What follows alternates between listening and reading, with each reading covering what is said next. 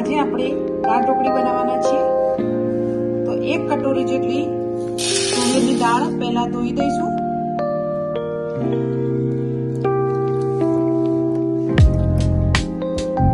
દાળને ધોયા પછી આપણે તેને બાફી લઈશું। પછી તેમાં આપણે સિંગદાણા એડ કરી દઈશું। આપણે તેને દાળને બાફી લઈશું। ત્યાર પછી આપણે દાળ ઢોકળીનો લોટ બાંધવા માટે રોટલીનો લોટ આવે છે એ બી 2 કટોરી લીધો છે।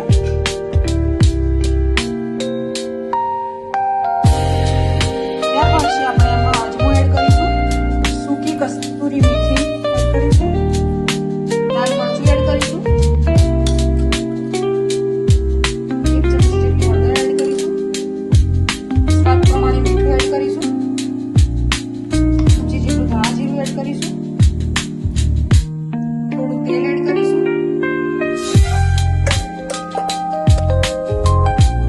થોડું પાણી એડ કરીને આપણે લોટ બાંધી દઈશું। આ રીતે થિકનેસ રહે એ રીતે લોટ બાંધી દઈશું। આપણે આ રીતે આપણે દાળ બાફી દેવાની છે અને તેને આપણે પીસી દેવાની છે। તેમાં આપણે 1 ગ્લાસ જેટલું પાણી એડ કરીશું।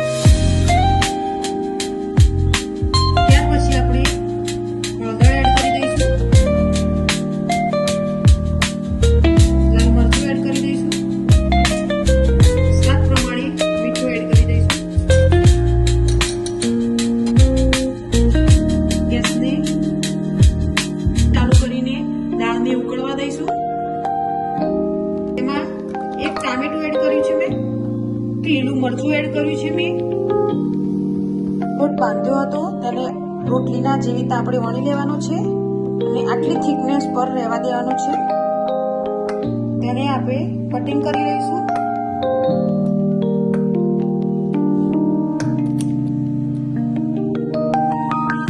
કટિંગ કર્યા પછી આપણે એને ઢોકળીને આપણે દાળમાં એડ કરી દઈશું। આપણે ઉકળતી દાળમાં એડ કરવાની છે ઢોકળી। થોડો ગોળ એડ કરી દઈશું। તમે તમારી મીઠાશ પ્રમાણે એડ કરી શકો છો। ધીમા તાપે આપણે દાળ ઢોકળી, તમે જોઈ શકો છો આપણી દાળ ઢોકળી તૈયાર થઈ ગઈ છે। હવે તેને વઘાર કરીશું। આપણે એક તપેલીમાં આપણે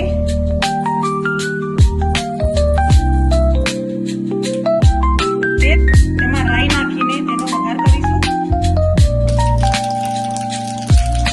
એડ કરીશું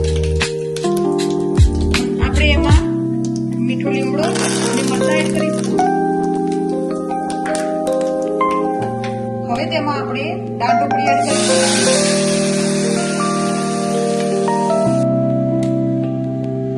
ત્યાર પછી આપણે ધાણા એડ કરી દઈશું। આપણે લીંબુનો રસ એડ કરીશું। થઈ ગઈ છે આપણે ગુજરાતી દાળ ઢોકળી। આપણી દાળ ઢોકળી તૈયાર થઈ ગઈ છે।